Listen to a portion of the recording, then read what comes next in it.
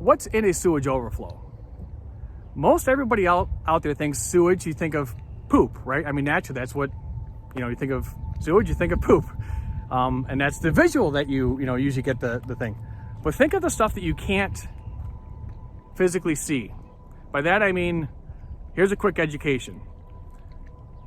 How many people in their house in Oakland County and Macomb County use Drano or some kind of drain cleaner? Read what's on that label. Go to Home Depot, go to Lowe's. How many bottles are on their shelves of drain cleaners? And what does everyone say? Danger, poison, do not drink. But yet all these households are just pouring Drano after Drano after Drano.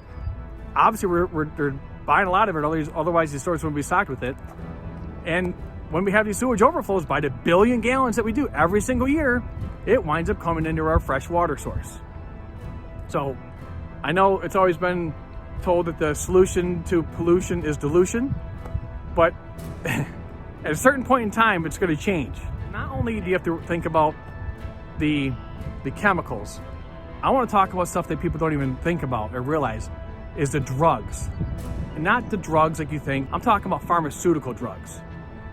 How many people in this society, in an age society are we in, that are taking a pharmaceutical drug prescribed by their doctor? Some people, most of the people over age 50 are taking 2, 3, 4 of them.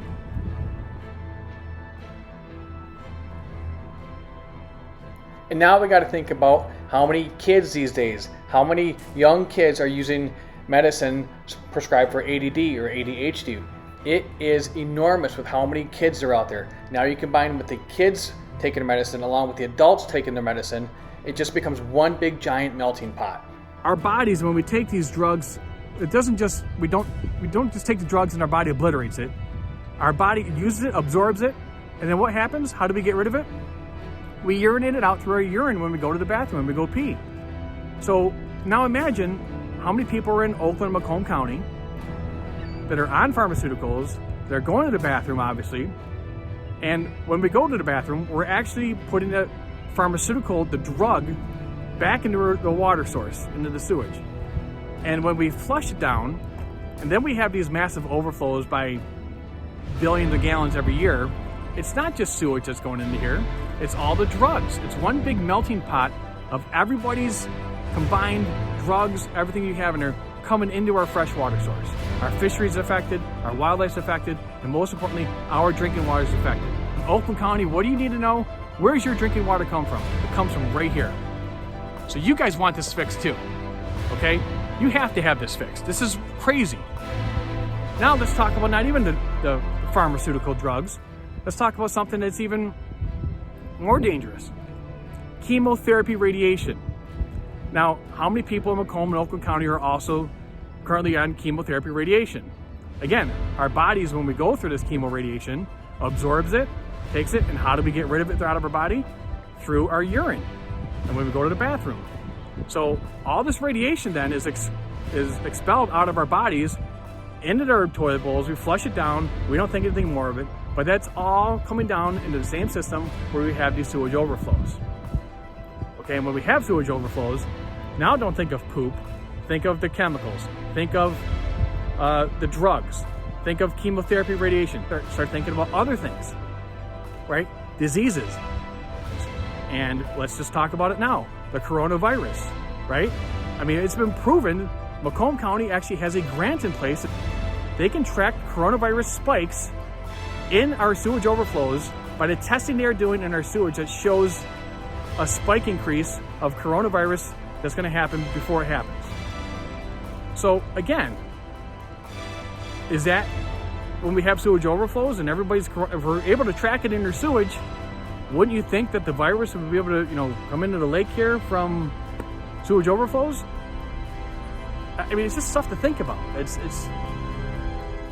Think about when you have a nosebleed or a cut on your hand. Where does that blood go? It goes typically into our drains. We have to start thinking of these sewage overflows as way more than just poop. And this is what the beach looks like right now. What are we doing to ourselves? And the answer to fix all of this the prime example for everybody to understand this is fixable. And follow exactly what the city of Port Huron did. Port Huron, years ago, completely separated their sewage from storm. They updated their infrastructure to last them the next 100 years. And they've stopped their dumping of sewage overflows. But yet here in Oakland County, they continue to build and build and build upon a system that can only handle so much. That was built in the 1970s with the population they had then. And there's a lot of farmland in Oakland County. So what happens now, all this building's happening, we're basically force feeding all the rain, all the people's water usage into the same drains that were designed back in the day, the 1960s and 70s and even 80s.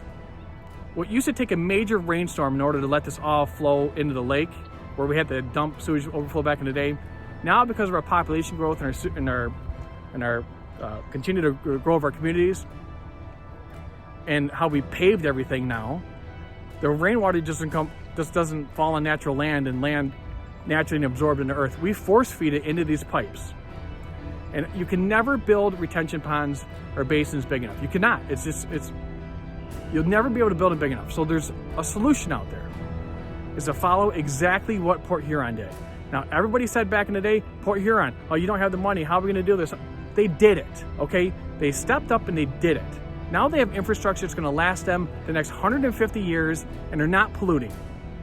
But yet, over here, we just continue to give them a pass and say, hey, it's okay. We're going to get by another year because we can't afford to do this right now. We can't afford to do that. You can't afford to wait. Understand? You cannot afford to wait. This is our drinking water that you guys have to understand. This is your own drinking water. But we have the tools. We have the resources. We have the technology. Let's put people to work. Let's update our infrastructure to last us the next 100 years, not put us 100 years back. And if everybody says we don't have the money, well, how did the government literally just give out $1.9 trillion,